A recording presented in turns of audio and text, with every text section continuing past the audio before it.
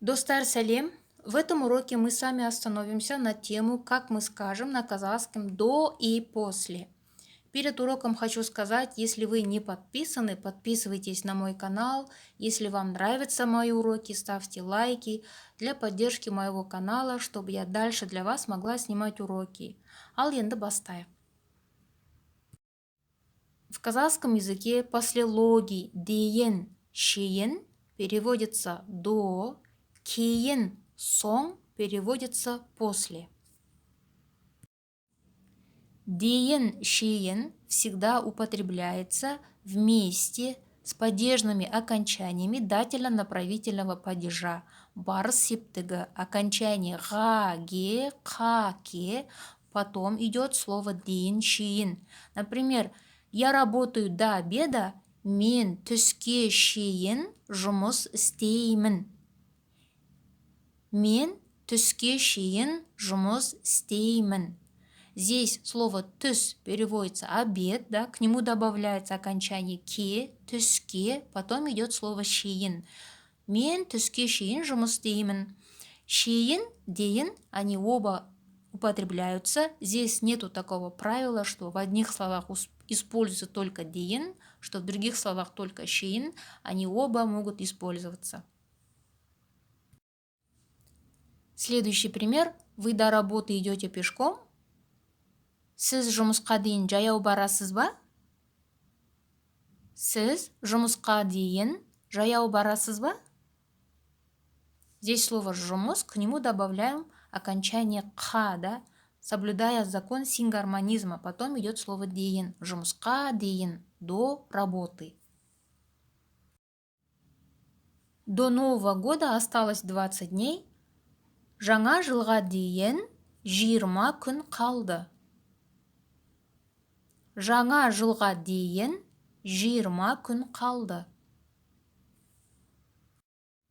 Мы до осени закончим строительство дома. Біз күзге дейін үйді салып бітіреміз. Біз күзге дейін үйді салып бітіреміз. Күзге дейін, до осени. Врач принимает до 3 часов, вы придете. Дәрігер сағат 3-ке дейін қабылдайды. Сіз келесіз бе? Дәрігер сағат 3-ке дейін қабылдайды. Сіз келесіз бе? До 3 часов, сағат 3-ке дейін. Мы ждали вас до вечера. Біз сіздерді кешке шейін күттік. Біз сіздерді кешке шейін күттік. До вечера, кешке шейін.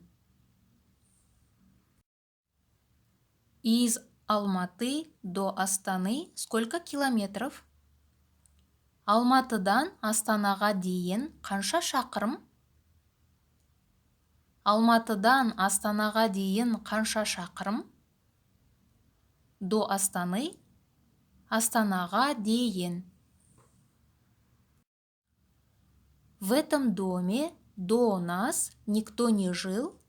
Бізге дейін бұл үйде ешкім тұрмаған. Бізге дейін бұл үйде ешкім тұрмаған. До нас, бізге дейін. Достар, вы знаете, да, что в казахском языке падежные окончания могут присоединяться после притяжательных окончаний. Я всегда на своих уроках на это останавливаюсь, про это всегда рассказываю. Надеюсь, вы помните, что в дательно-направительном падеже после притяжательных окончаний добавляется окончание «а», «е», «на», «не».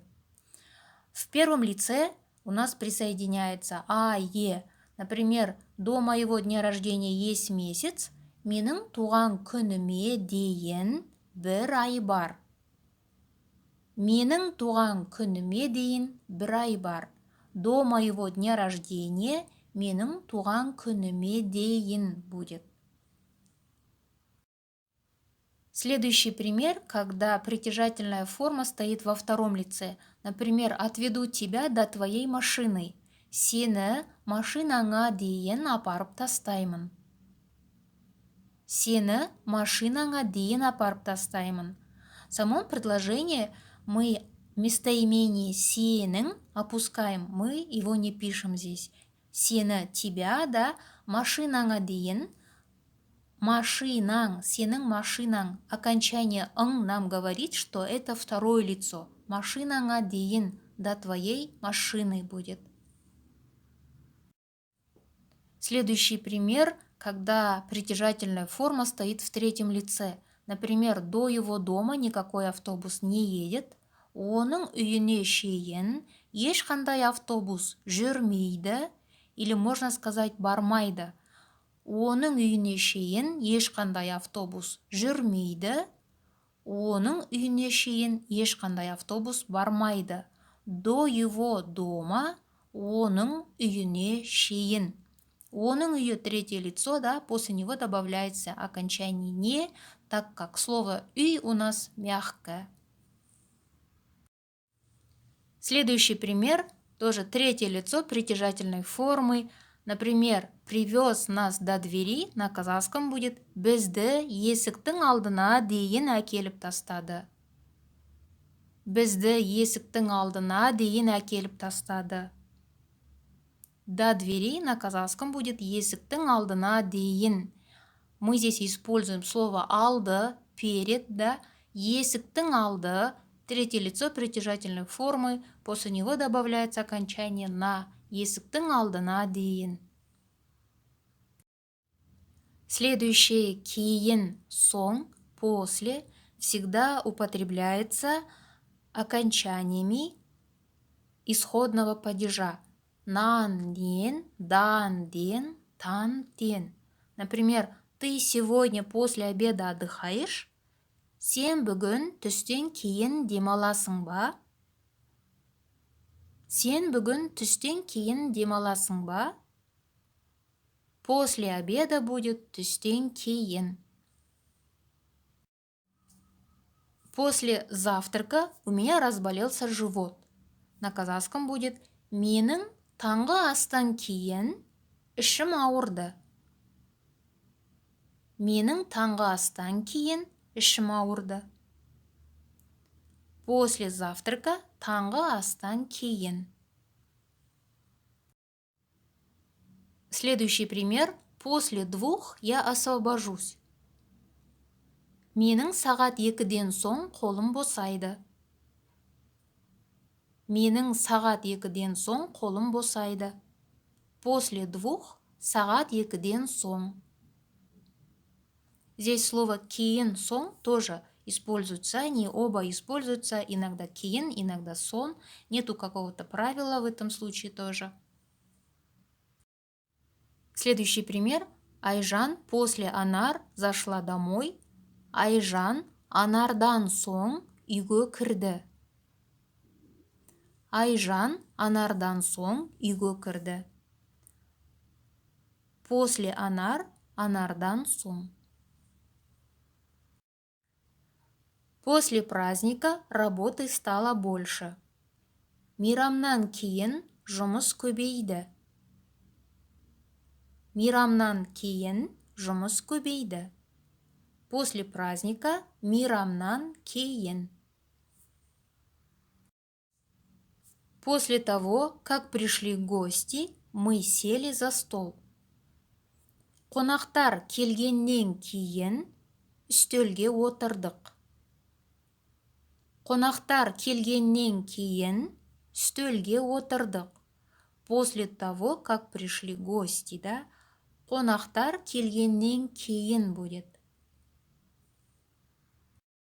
Следующий пример, когда мы говорим о времени, да, слово кейін, сон может переводиться на русский язык как через. Например, магазин откроется через 10 минут, на казахском будет дүкен 10 минуттан соң ашылады.